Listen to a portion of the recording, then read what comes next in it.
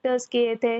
Then हम लोग ने थर्ड अपना साइकोलॉजिकल फैक्टर्स, यानी कि all those factors which are related to the mind of an entrepreneur, जो कि उसके माइंड के अंदर the mental stability and the motives, status and respect, ये सारी चीजें।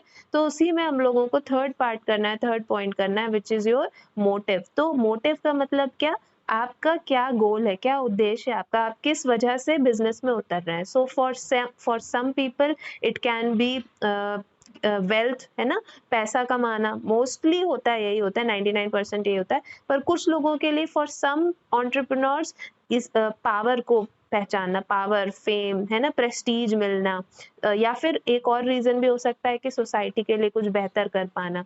तो ये सारे मोटिव्स होते हैं बिजनेस स्टार्ट करने के, है ना। जैसे हम ऑब्जेक्टिव्स पढ़ते हैं ना, प्रॉफिट मैक्सिमाइजेशन ऑब्जेक्टिव होता है, सेल्स मैक्सिमाइजेशन ऑब्जेक्टिव होता है। तो उसी तरीके से एक एंटरप्रेन्योर के भी मोटिव होते हैं, why he is entering into a certain type of a business.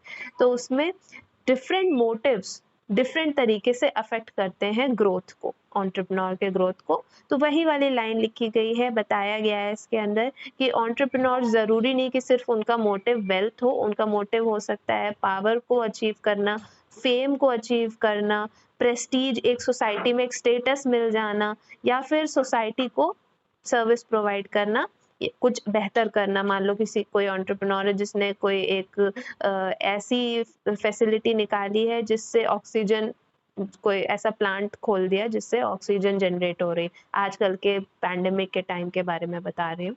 तो या फिर कोई ऐसा एंटरप्रेन्योर है जिसने हॉस्पिटल खोला हुआ है, या किसी ने स्कूल्स खोले हैं ताकि वो गांव के बच्चों को पढ़ा सके।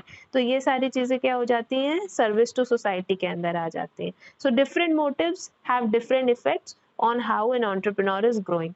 तो इसको लिख लीजिए थोड़ा सा।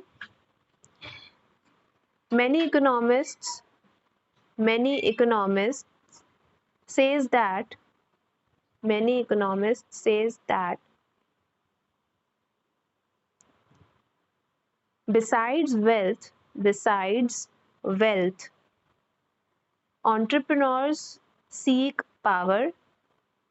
Besides wealth, entrepreneurs seek, S-E-E-K, seek power, prestige, P-R-E-S-T-I-G-E, prestige, security,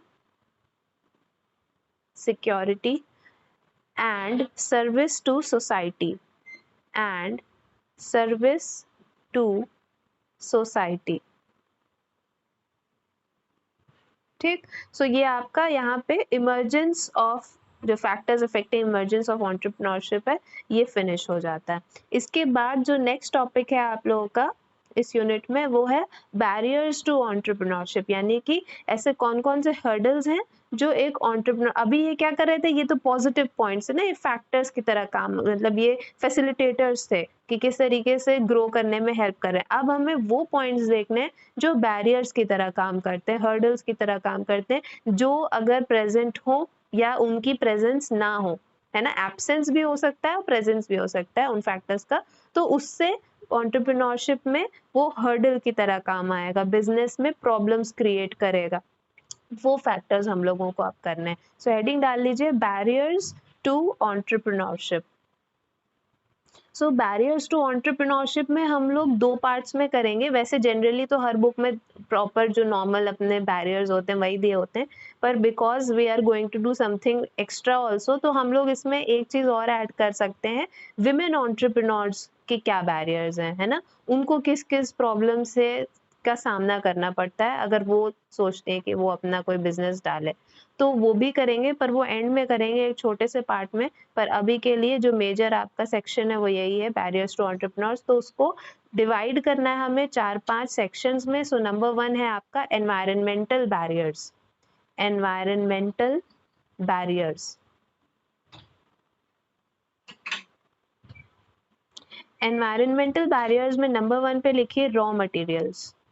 raw materials, obviously इसमें वही सारी चीज़ें आएंगी ना जो इन्वायरमेंट से रिलेटेड है, जो आपके इंडस्ट्री से रिलेटेड है, कि मशीनरी प्रॉपर नहीं है, लैंड एंड बिल्डिंग की दिक्कत है, या लेबर जो है तो वो छुट्टी पे चला गया, या फिर लॉयल या कमिटेड एम्प्लॉयज नहीं है आपके पास।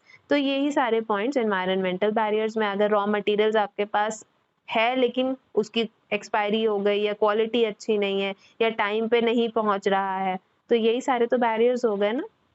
ठीक, सो एनवायरमेंटल बैरियर में नंबर 1 आपने डाल लिया रॉ मटेरियल। इसमें लिख लीजिए non availability of raw materials, non availability of raw materials required for production, required for production